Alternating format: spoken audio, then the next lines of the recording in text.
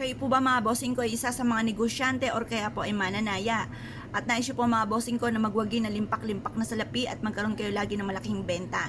Or kaya po kung kayo po ay may trabaho, kayo po ay makaisip pa ng iba pang sa sideline na magiging dahilan kung bakit madadagdagan pa ang inyong kita at hindi kayo lagi namumblema tungkol sa usapin ng pera. Ako po ay may share po sa inyo po mga bossing, mainam na dalhin nyo po ito kahit saan kayo magtungo. Or kaya po pag kayo tutulog na, ilagay nyo po ito sa ilalim ng inyong pong unan. Ito po ang kapangyarihan mga bossing ko ng ating asin at ganoon din ang dahon ng laurel. Dito po tayo nagsimula mga bossing at ito po ay napaka-generous na magbigay ng tulong. Dati-dati ang hinihingi ko lamang po ay kokonti pero labis-labis naman po ang pinagkaloob. Kaya ako po ay minumungkahi ko po sa inyo po mga bossing ko basta't kayo po ay may positibong pananaw sa buhay. Kayo po ay alam nyo na hindi laging ganyan ang takbo ng inyong pamumuhay tapos kayo po ay napakasipag na tao, madiskarte. Hindi kayo nakakalimot magdasal. Sabayan nyo rin po ng ganito. Ewan ko lamang po mga bossing ko kung kayo po ay mamublema pa tungkol sa usapin ng pera. Iaadya ka naman ito kung saan lagi kayo suswertihin. Proven po ito na napakaswerte. Ganito lamang po inyo pong gagawin. Kumuha po kayo ng asin. Ang asin mga bossing ko ay subok na nagtataboy ng mga kamalasan. At ito pong asin ay isa sa mga subok na mabisang proteksyon sa mga kamalasan. At ito pong asin ay subok na nagtatawag po ito ng swerte.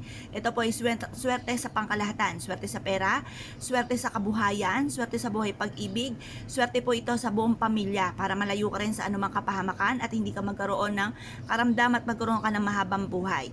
Ito namang ating dahon ng laurel ay isa sa mga unli wishes. Ito po mga bossing ko ay napaka-generous na magbigay ng tulong. Isa po ito sa mga blockbuster na pampaswerte. Ngayon po mga bossing, pagsabay niyo po itong dalawang ito po ay makakatulong upang sa ganon, makamit lahat ang mga pangarap sa buhay. Proven po ito mga bossing. Ngayon po, mag-wish ka na po ng mula sa inyong pong puso. Halimbawa, magkaroon ako ng sarili ko negosyo na dito na ako yayaman. Direct to the point ang pag-wish, walang gamit na sana. At pagkatapos sabihin niyo po kung kayo may karamdaman, gagaling na ako sa aking karamdaman at magkakaroon ako ng napakahabang buhay. Maliligtas ako saan man ako tutungo at makakamit ko lahat ang mga pangarap ko sa aking pong buhay. At magkakaayos sa aking buong pamilya kung may pag-aaway sa inyong pamilya. Magkakaayos ang buong pamilya, magiging masaya ang lahat. Pagkatapos po nito mga bossing ko, ibilad nyo ito sa sinag ng araw hanggang alas 8 ng umaga.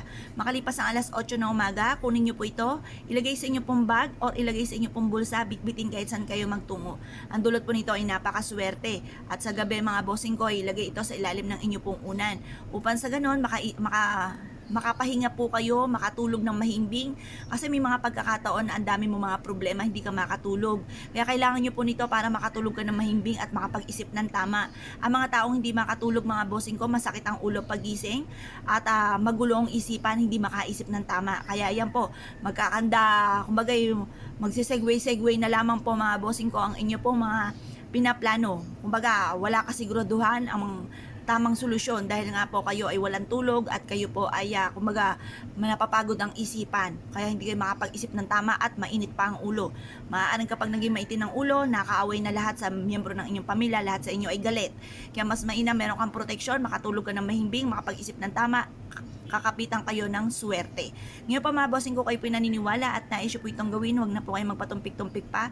Subukan nyo po ito, proven po ito na maswerte. Ilan po mga bossing, salamat po.